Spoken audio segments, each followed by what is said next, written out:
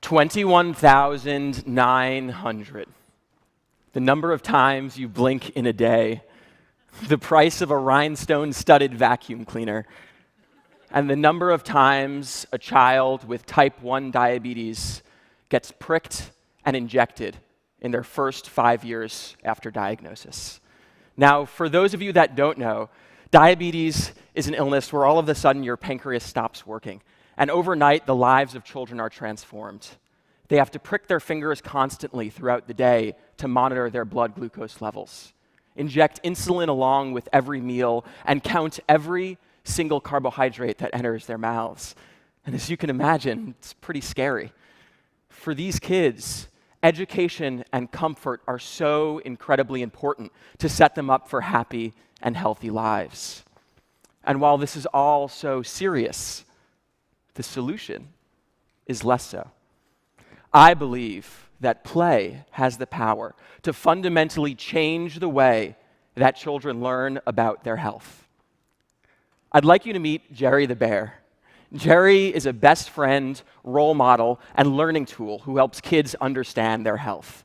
We first designed Jerry for children with type 1 diabetes to help educate them and comfort them.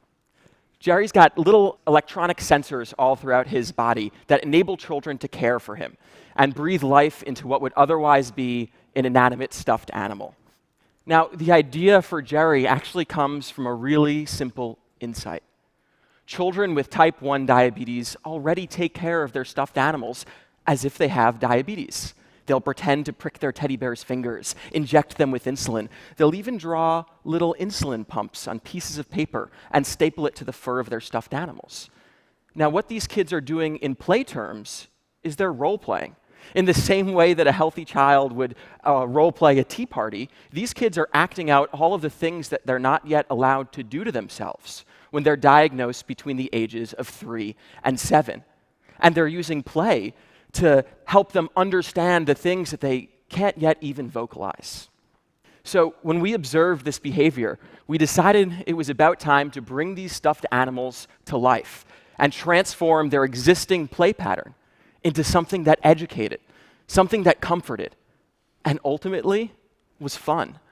Kids take care of Jerry by squeezing his fingers to check his blood glucose level, swiping foods over his mouth to feed him, and using his insulin pen to give him injections. And the goal is to help Jerry train for the All-Star Games, which are kind of like the Olympics. Kids travel all around Jerry's world, meeting up with friends like Momo the monkey, George the vegetarian shark, each one teaching them a little something about diabetes, but most importantly, empowering them to believe that they can do anything. And that feeling, that belief that you can do anything is so incredibly important for any child with a health condition. I know. When I was a child, I was diagnosed with human growth hormone deficiency. This is me at my elementary school graduation, 4'2" then and not a whole lot taller when I entered high school. And what that meant is that I self-administered daily injections throughout my childhood to grow. And for me, this entire experience is really summed up in one moment. After a particularly painful injection, I remember running out of the bathroom and grabbing a calculator, starting to punch in numbers. 2 minutes of pain per injection, 1 injection per day, 365 days per year, 5 years, 3,650 minutes of pain. Even then, I was an engineer. And angry and teary-eyed, I showed this to my parents, and in that moment, I felt so entirely helpless. And that feeling is something I hope no child ever has to experience. So in 2009, when our team responded to an online design competition to create something to improve the lives of children with type 1 diabetes, believe you me, I felt right at home talking to these kids about their insulin injections. And since then, in just 6 years, 4% of children now have a bear. And for our entire team, It's so incredibly fulfilling. We have kids who are getting over their fear of insulin injections, learning how to count their carbohydrates, but most importantly, gaining the confidence to talk about their diabetes. And on a personal level, that feeling of confidence is what I wish I had when I was a child. And what really sets Jerry apart, what I think makes him pretty special, is this emotional connection that children form with their bears. You see, when Jerry enters the home, kids don't refer to him as a toy, rather a new sibling. He comes to school with kids, a placemat set for him at the dinner table, and they're cuddling with him at night. And while you might not care too much if your toy isn't played with for too long, what happens if your new little sibling isn't feeling well? This emotional connection drives children to care for Jerry in an entirely new way. They feed him foods when he's hypoglycemic because they're actually concerned that he's ill. And this creates a sense of responsibility and unlocks something pretty unique.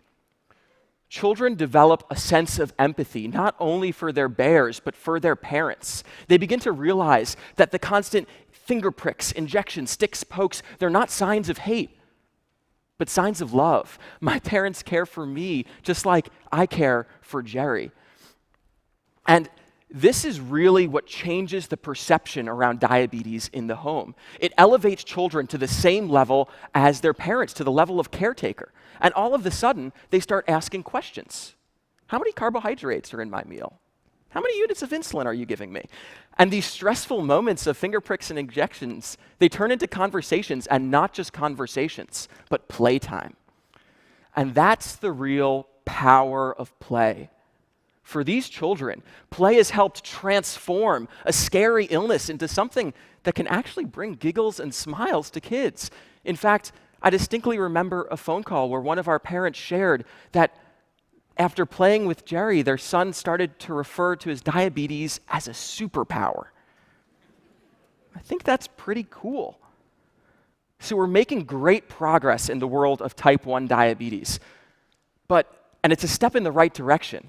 But it really only represents a snowflake on top of a pile of snow on the tip of an iceberg. We live in the first time in human history when the mortality rates from chronic conditions exceed those of infectious disease. I mean, we beat the plague only to become our own worst enemies. I'm talking about things like type 2 diabetes, obesity, conditions that we bring on ourselves by our own lifestyle. And in my eyes, the real problem here is health literacy. In 2003, the CDC did a study, and they found that only 12% of the population was considered to be proficient in health literacy. So how do we do anything about our chronic condition issues if only 12% of the population has the ability to read, understand, and act on basic healthcare information? So what are we doing? Well, we currently address chronic conditions once they've already occurred, when people are in their 30s, 40s, and 50s, by trying to change the lifestyles that they've built for their entire lives. And they say you can't teach an old dog new tricks, and really, whether it's true or not, why don't we try to address these issues sooner, say in childhood? Well, the naysayers out there, they'll tell you we just don't have the data. It's so hard to justify the efficacy of early childhood interventions. And perhaps that's true, but what we do have are role models. Do you remember Sesame Street? Started in the 70s to address issues of literacy and school readiness. In a few short years, they had an audience equal to a Super Bowl-sized group of kids tuning in every single day. And recently, some economists got together to analyze, well, what were the educational impacts of watching Sesame Street? It turns out kids who watch Sesame Street are 14% less likely to be behind in school. They have GPAs that are 16% higher than their peers. They have improved vocabularies. The list goes on. And what it points to is a fantastic example of how early interventions in childhood education can have a massive impact. I believe we need to begin addressing issues of health literacy in very much the same way. I think that we need to look towards our kids and do everything in our power to set them up for happy and healthy lives. And I think that the solution is play. It's creating fun ways for children to engage with, to understand, and to communicate their health. And while it might not be a silver bullet, Play is an untapped resource for our healthcare system.